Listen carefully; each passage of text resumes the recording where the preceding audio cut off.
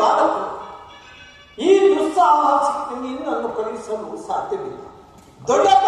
ಏಕೆಂದರೆ ನಾವೆಲ್ಲರೂ ಜೀವಿಸಿದ್ದು ಇಂತಹ ಮಹತ್ ಕಾರ್ಯಕ್ಕೆ ಕಳಿಸುವುದು ಲೋಕಾಭಿಮತವೆನಿಸಲು. ದೊಡ್ಡಪ್ಪ, ನಾನು ಚಿಕ್ಕವನೆಂದು ಈ ರೀತಿ ಹೇಳುವೆಯಾ ತಂದೆ?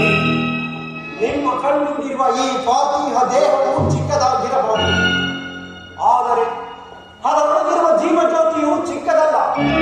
ಕ್ಷಾತ್ರ ತೇಜದ ಚಿರ ಪ್ರಕಾಶದಿಂದ ಅದು ಜ್ವಾಲಯಮಾನವಾಗಿ ಬೆಳಗುತ್ತಿದೆ.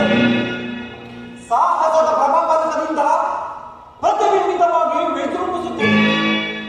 ಅದು ತನ್ನ ಮಹತ್ ಪ್ರಕಾಶದಿಂದ ಕುರುಕ್ಷೇತ್ರವನ್ನು ಬೆಳೆಸಲು ಅವಕಾಶ ಮಾಡಿಕೊಡಿ. ನನ್ನನ್ನು ಮನನಾಡಿ ಪಡೆದ ಧನಂಜಯನು ಅಭಿಮಾನದಿಂದ ತಲೆದೋಗಲಿ. ವೀರಪ್ರಸವಾದ ಸುಭದ್ರನು ಆನಂದಾಶ್ರಮವನ್ನು ಸುರಿಸಲಿ.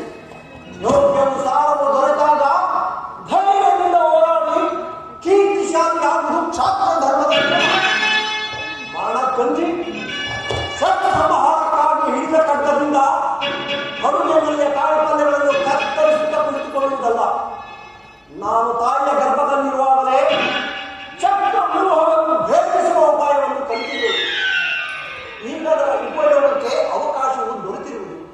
ಅದನ್ನು ವ್ಯರ್ಥ ಮಾಡಬೇಡಿ ತಂದೆ. ನನಗೆ ಅನುಮತಿಯನ್ನು ಕೊಡಿ. ಆಗ ತಿಳಿಯುವಿರಿ, ಪಾಪನವರು ಪಾಪಕ್ಕೆ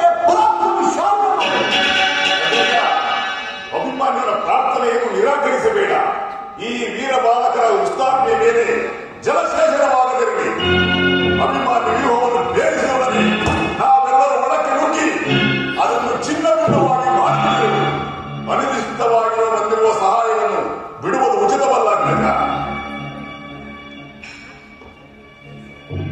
ಆಗಲೇ ನೀನಿಷ್ಟದಂತೆ ಈ ಪ್ರಿಯ ಬಾಲಕನ ಪ್ರಾಣ ಪದಕವನ್ನು ನಿನ್ನ ಕೈಯಲ್ಲಿದೆ. ರಣರಂಗದಲ್ಲಿ ಹರಗಳಿಗೂ ಸಹ ಕೈಗೆ ಏಕೆಂದರೆ ಧನಂಜಯನ ಪ್ರಾಣ ಪದಕವು ಅಚ್ಚಳಿಯದೆ ಪುನಃ ಬಂದುವುದು. ಕುಮಾರ, ವಿಜಯ ಸಾಧಿಯಾಗಿ ಹೋರಾಡ